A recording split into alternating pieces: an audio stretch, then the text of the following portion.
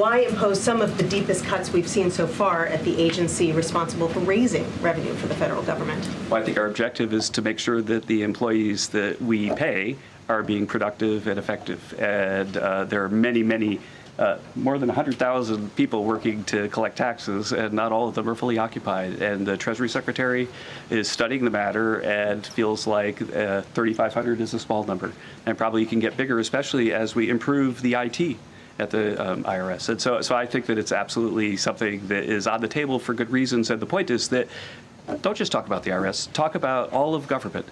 That there are so many places. I live in D.C. You maybe live in D.C. where nobody's going to the buildings.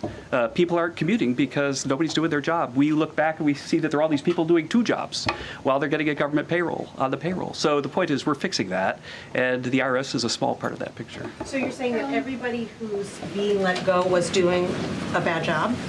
I'm saying that we're studying every agency and deciding who to let go and why. And we're doing so very rationally with a lot of support from analysis. Because we're being told by a lot of people who have been let go at other agencies that they were told they were being dismissed because of poor performance, when in some cases they haven't even had a performance review yet because they've only been on the job a couple of months. Yeah, I've never seen a person who was laid off for poor performance say that they were performing poorly.